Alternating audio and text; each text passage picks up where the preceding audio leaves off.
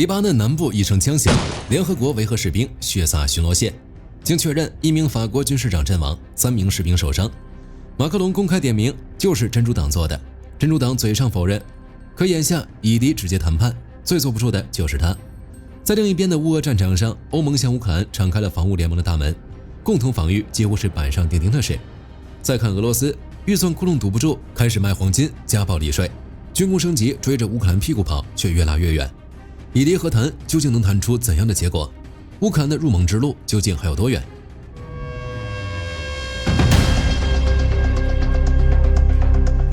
据美联社报道，事发当时，联合国驻黎巴嫩临时部队的一支法国巡逻队正在黎南部的甘杜里耶村执行任务。他们奉命运送物资、清理爆炸物，试图重新打通一条被战斗切断了好几天的补给线。这条路通往一处联黎部队哨所，因为真主党和以色列连日交火，哨所已经被彻底围困，与外界的联系几乎断绝。就在他们清理路边爆炸物的时候，突然遭到轻武器近距离伏击，带队的军士长蒙托里奥当场阵亡，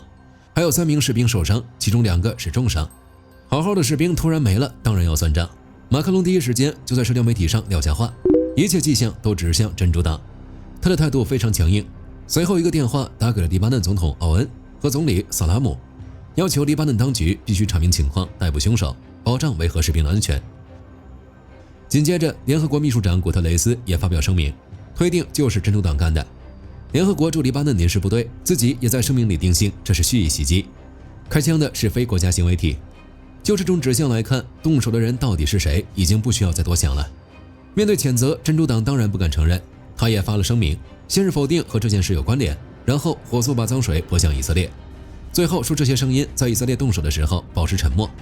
先否认再甩锅，最后转移话题，简直是和伊朗如出一辙的祖传手艺了。这篇声明不加以色列还好，加上之后显得真主党更有嫌疑了。不然为什么不想办法给自己澄清，反而在这里和以色列比较起来，好像一副我们都动过手，凭什么只指责我的样子。目前该事件尚且在调查之中，但是毫无疑问，最有可能动手的就是真主党。原因也很简单，制造混乱，营造地区危险的假象，借此维持武装合法性，从而破坏正在推进的以敌谈判。为什么一场谈判能让真主党急成这样？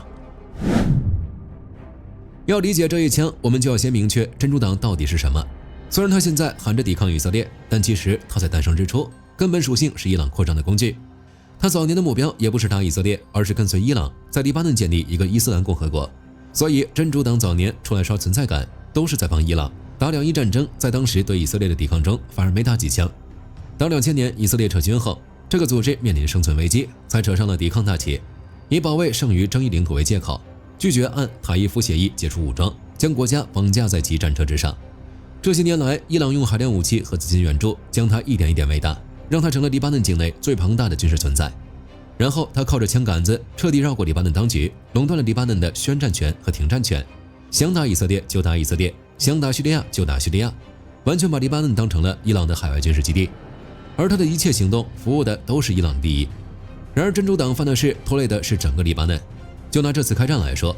在美以联合打击伊朗之后，没过几天，真主党就下场开火，把黎巴嫩拖进了这场原本与他无关的战争，被迫为真主党的行动买单。黎巴嫩2025年好不容易拼出来的5%经济增长，短短几十天内可能被抹得一干二净。这一切的始作俑者，恰恰就是那个喊着抵抗口号，实际上在替伊朗打仗的真主党。其实黎巴嫩政府也早就看清了真主党这个毒瘤，在2025年8月就下定决心要逐步解除真主党的武装。这个国家的武器只能由政府军队来掌控。12月底，黎巴嫩军队宣布完成了利塔尼河以南第一阶段解除民兵武装的计划。到了今年2月下旬，黎巴嫩政府明确要求军队在4个月内推进解除武装的第2个阶段，目标直指利塔尼河以北区域。当时的黎巴嫩信息部长公开表示，这一阶段计划就是限制武器。然而真主党却十分嚣张，他拒绝了政府规划的4个月解除武装时间表，甚至为了抗议，他还对政府发出了威胁，让自家派系的部长们集体退出内阁会议。这种做派说白了就是我只听德黑兰的。到了3月2日，真主党下场开火，这一次黎巴嫩政府不再忍气吞声，总统奥恩警告，不允许任何人把黎巴嫩当成代理人战争的发射台。总理萨拉姆更是定性真主党的行为非法。随后萨拉姆紧急召开内阁会议，几个小时之内就做出了一个历史性的决定，宣布全面禁止真主党任何安全与军事活动，并要求真主党必须交出非法武器，仅限于作为政党存在。这是几十年来黎巴嫩政府对真主党最强硬的一次摊牌。如果说此前还是在打太极，没打算真的下狠手的话，那么这一天之后，黎巴嫩政府的态度就很明显，要么交出武器，要么就是国家的敌人。然而真主党依旧没把政府的禁令当回事。就在华盛顿三方首轮会谈的前一天，卡西姆又出来放话，宣称解除真主党武装的情况永远不会发生，还公开叫嚣拒绝与以色列直接谈判，宣称要坚守战场。到这一步，还能说真主党是爱国抵抗吗？这就是赤裸裸的割据。只不过，纵使真主党再不情愿，在美国的主导下，以利双方的谈判依然顺利进行。对于真主党来说，一旦双方达成协议，他扯起来的抵抗大旗便将轰然倒塌。这个组织存在的意义也被釜底抽薪，化为乌有。真主党的武装存在将彻底丧失任何合法性。到了那个时候，他就再也没有底气像之前那样和当局公然叫板了。要么交出武器变成一个普通政党，要么沦为非法武装被彻底剿灭。两条路都是死，所以真主党需要的是让黎巴嫩继续乱下去，甚至让以色列继续打下去。只有这样才能保住自己的武装根基。然而黎巴嫩也吃够了真主党带来的苦，所以这次谈判就是奔着一劳永逸去的。奥恩直接把话挑明了，黎巴嫩面前只有两条路，要么战争继续把整个国家拖进无底洞，要么通过谈判结束战争，实现持久稳定。而他选择了谈判。他还放出一句让真主党听了血压飙升的话：我们为自己谈判，我们不再是任何人的棋子，不再是任何人的战场，以后也绝不会是。这话很明显就是说给德黑兰听的，说给真主党听的。黎巴嫩的国家主权轮不到你们来做主。如今这场谈判还在稳步推进，双方已经敲定于4月23日在华盛顿谈判。以色列方面仍然由驻美大使莱特带队，而黎巴嫩方面，欧恩派出了前驻美大使卡拉姆，由他率领黎巴嫩谈判代表团前往华盛顿，并强调没有任何其地方会参与这项任务或替代黎巴嫩，而且这场谈判将独立于任何其他进程。对于这次谈判，欧恩的态度相当坚定，谈判一定要谈成，什么真主党，什么伊朗，全都靠边站。美伊谈他们的，我们谈我们的，黎巴嫩的命运由我们自己跟以色列面对面定，别想把我们绑在伊朗的战车上。以黎这边稳定推进谈判，而在另一片战场上，俄罗斯正在接受重大考验。法德向乌克兰递出了橄榄枝，快速入盟有难度，要不先做个过渡成员。据《金融时报》报道，法国和德国正在分别推动两项方案，试图在乌克兰正式入盟之前，先给他一个过渡身份。德国的方案叫准成员国，法国那边叫融合国家地位。这两份方案核心思路一样，乌克兰可以参加欧盟的部长级会议和首脑峰会，但没有投票权。同时，乌克兰也拿不到欧盟共同预算里的钱，像共同农业政策、凝聚力基金等各类欧盟资金的权利，这些要等到正式入盟之后再说。看起来这些方案有些糊弄，但这套轻量版成员资格里面藏着一个真正的王炸。即方案可以包括欧盟的共同防御条款，德国提案写得更清楚，称这一条款可以通过纯粹的政治声明在事实上生效。欧盟的共同防御条款一旦通过政治声明赋予乌克兰，就等于给了基辅实打实的集体安全承诺，谁打乌克兰就是打整个欧盟。这样一来，虽然北约的大门在短期内确实是关着的，此前北约秘书长吕特已经明确表态，乌克兰入约不在议程上，但乌克兰依然获得了分量极重的安全保证承诺。当然，基辅也不可能轻易答应这些方案。乌克兰官员态度极为谨慎，他们把这种待遇称作影子成员国地位。但是乌克兰要的不是简化版欧盟，泽连斯基此前已经放话，不想要欧盟简化版，就像不想要北约简化版一样。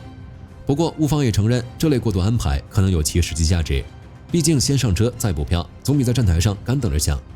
就在法德忙着帮乌克兰设计准成员国地位的同时，欧盟国防与航天事务专员库比留斯抛出了一个足以改变欧洲安全格局的提案。在欧盟委员会法律服务会议上，库比留斯直言，现有的欧盟条约框架根本撑不起一个真正的欧洲防御结构，所以他主张签一份全新的政府间条约，建立一个真正的欧洲防务联盟，把英国、挪威还有乌克兰通通拉进来。这个联盟绝对不是面子工程。库比留斯提出的要素包括设立一个拥有常任理事国的欧洲安全理事会，用多数表决制取代一票否决，建立一支最多10万人的常备联合部队，再配上专门的军事总部统一指挥。库比留斯敢把蓝图画得这么大，背后逻辑很简单，安全不能永远外包，欧洲必须加强自身防御能力。这份新条约的目标就是让欧洲能够独立保卫自己。最关键的是，库比留斯在方案里专门点名了乌克兰，他没有遮遮掩掩，直接承认乌克兰军队是欧洲唯一一支拥有大规模现代战争实战经验的军队，必须将其经验整合进欧洲的防务体系。事实上，乌克兰与欧洲的防务整合已经势在必行。俄罗斯的入侵非但没有让美欧放弃乌克兰，反而让乌克兰和欧洲绑得越来越紧。乌克兰需要欧洲，欧洲同样需要乌克兰。泽连斯基也很清楚这一点。据路透社报道，泽连斯基有一个更宏大的构想，欧洲必须在1年内建成自己的反弹道导弹防御系统。他早就看明白了，乌克兰的安全不能永远指望美国的调度，美国的战略重心要往印太转，爱国者导弹的产能跟不上，欧洲必须要有自己的反导家底。早前他就宣布和欧洲几个关键国家展开了谈判，要共同搞一个联合天空防护系统。而且这不是口号，乌克兰火电公司也已经在跟欧洲企业谈合作，计划明年就要推出新型防空系统，定位就是爱国者的低价替代品。爱国者导弹消耗得太快，欧洲自产的 ICMPT 产量又少，乌克兰这时候站出来牵头搞欧洲专属的防空盾牌，充分证明了战场经验带给乌克兰的权威。在俄罗斯的威胁下，乌克兰与欧洲早就是共同体了，此后合作必将更加深入。反观俄罗斯，那就是另一个画风了，和乌克兰携手欧洲一起搞防空不同，克宫只能自己对着自己的破烂系统发愁，该怎么去拦乌克兰呢？俄军号称要用来拦截美欧精确制导武器的道尔防空系统，在乌克兰战场上已经被摧毁或打残了80多套，其中光是道尔 M2 就至少确认了46例损毁。更丢人的是，连专门为北极零下50度设计的道尔 M2DT 都被乌克兰炸掉了3套。这些宝贝疙瘩本来是给俄北部军区准备的，现在被拉到乌克兰前线来填坑，只能说明一件事：俄军的标准装备已经不够用了。眼见着牛皮吹破了，俄罗斯只能硬着头皮想办法升级道尔。其实此前俄罗斯已经推出过一款升级方案，就是给道尔加装反无人机护盾，其实就是给系统加一加电子战模块，挂几块附加钢板。这种贴皮式改进在乌克兰的无人机面前跟没改也没什么区别。估计俄罗斯也知道之前那套方案有些丢人，所以这次说是要借鉴中东经验，具体怎么改还在考虑。不过仔细想想，就俄罗斯本来就脆弱的系统，还要借鉴伊朗被打穿的经验，可以料想这次升级8成也是吹吹牛。莫斯科还在拼命追赶乌克兰的另一个赛道拦截无人机。俄军刚刚把狐狸2拦截无人机从前线测试转入实际部署，算是迈出了从0到1的一步。但这个狐狸2的参数实在拿不出手，射程顶多15公里，时速120到160公里，升限4000米。反观乌克兰那边，3月底爆出来的最新拦截无人机，这 EDI 沙赫德猎手只有4公斤，却能扛着弹头飞到每小时350公里的速度，直接冲到6公里的高度，垂直起飞，全天候作战，全自动识别锁定目标。现在又过了快1个月，就乌克兰那个风一样的产能和创新，不知道又迭代到什么程度了。而且双方产能也不是一个量级。泽连斯基此前明确表态，只要资金到位，乌克兰每天能生产2000架拦截无人机。相比之下，俄罗斯的目标是2026年把日产量推到600到800架，还得拼命才能摸到1000架的门槛。就凭这种家底，还想追上乌克兰，还是做梦比较快。而且打仗打的终究是钱，乌克兰背后是欧洲盟友源源不断的援助。俄罗斯这边财政比防空系统还难看。2026年初以来，俄罗斯央行已经卖了大约22吨黄金来填补预算窟窿。截至3月底，联邦预算赤字高达4.6万亿卢布，比全年3.8万亿卢布的赤字目标足足超出了20%。与此同时，油气收入跟2025年同期相比，直接暴跌了45.4%。克宫对着账本直发愁，那该怎么办呢？继续加税。据乌克兰对外情报局透露，克宫已经打算对大企业开征超额利润税，税率可能高达20%，是之前征收暴利税的2倍。上一次暴利税只耗到了3188亿卢布，这点钱还不够。俄军在前线打半个月的消耗，这回就算加码，又能炸出多少？商界已经叫苦连天了，俄罗斯工业家和企业家联盟负责人绍辛都头大，称现在根本没有利润，许多公司正在亏损，只能说克宫应该真的拿自己的账本没招了，所以才要试图榨干这些企业的最后一滴油水。俄罗斯寡头德里帕斯卡更是荒谬，他跳出来支招，说俄罗斯人应该实行12小时6天工作制，早8点到晚8点，周6也不歇着。美其名曰加快国家经济结构调整，本质上就是压榨劳动力来填补战争带来的窟窿。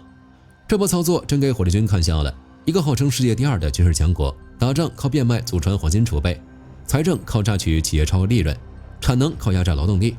这仗打到这个份上，胜负的天平往哪边倾斜，不言而喻。如果真的走到这一步，克宫大概只能安慰自己，说这就是吃苦耐劳。本期视频到这儿就结束了，各位觉得以利谈判能够谈出结果吗？欢迎在评论区留言，大家一起讨论。我是火力军，下期见。好的，各位观众朋友们，我们频道一直在聊真实的军事资讯和武器装备，后台也经常有朋友问，有没有值得推荐的入门级模型？今天就和大家分享一款近期接触到的产品。首先，它的外形还原度做得相当不错，比例准确，武器上的一些关键细节和标识也都有体现。材质也说得过去，拿在手上有不错的分量感。其次，它具备一定的可动性，对于理解基础操作原理有一定帮助，让它不仅是个静态摆件。综合它的做工和可玩性来看，价格确实比较亲民。对于想入门模型收藏，或者单纯想在桌上贴一个摆件的朋友来说，是一个性价比很高的选择。商品链接已经给你们上了，感兴趣的朋友可以自行了解。